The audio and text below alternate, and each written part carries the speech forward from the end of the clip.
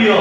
আজকে আমাদের সমাজের মধ্যে, পরিবারের মধ্যে, দেশের মধ্যে অনেকে বেশি ফিতনা সৃষ্টি করার পরে নিজেকে ভাইরাল করতে চায়।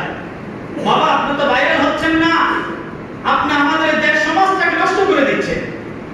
আপনি মানুষকে ঝগড়ার পদ্ধতি শিক্ষা দিচ্ছেন, কিভাবে সমাজ নষ্ট করতে হয়, কিভাবে দেশ নষ্ট করতে হয়, কিভাবে মানুষের মধ্যে ঝগড়া সৃষ্টি করতে হয়।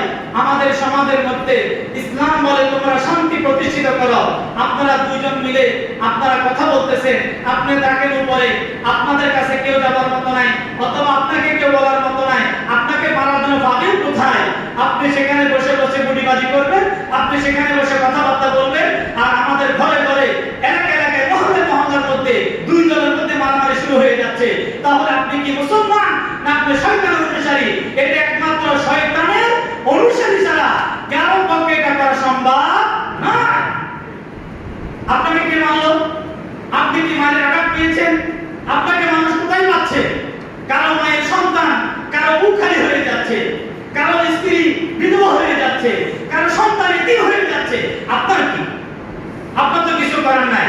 এ ধরনের ব্যক্তি যারা, কাল কিয়ামতের ময়দানে তাকে জবাব দিতে হবে। আপনার একটা কথার কারণে হাজারো মানুষ ধ্বংস হয়ে গিয়েছে, হাজারো মানুষ ধ্বংস হয়ে গিয়েছে, হাজারো পরিবার ধ্বংস হয়ে গিয়েছে।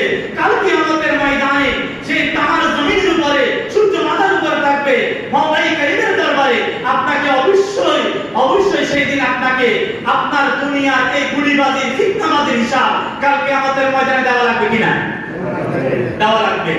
তাহলে আমাকে, আপনাকে, আমাদের সকলকে এই ফিতনা থেকে ইসলামের মধ্যে আপনার কতলের চেয়েও মারাত্মক যে অপরাধ হাদিসে পাকের মধ্যে নবী করিম সাল্লাল্লাহু আলাইহি ওয়াসাল্লাম ফরমান, সেটা হচ্ছে ফিতনা করা।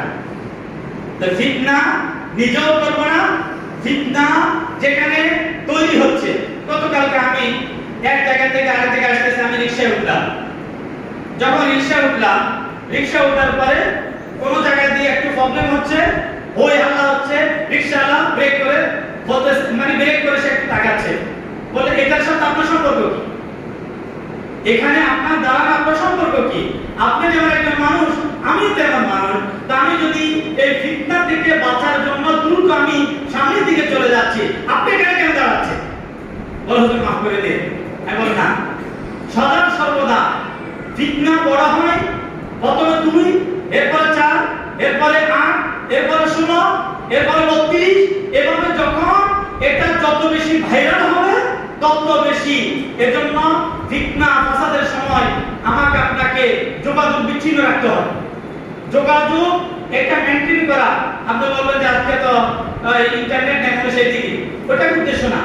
যোগাযোগ মেইনটেইন মানে আপনার পরিবারের মধ্যে কোনো ঘটনা ঘটলো, পরিবারের মধ্যে কোনো ঘটনা ঘটলো, যদি ওই ঘটনাটা দুইজনের মধ্যে থাকে সেটা কিন্তু বড় ফিতনা হয় না।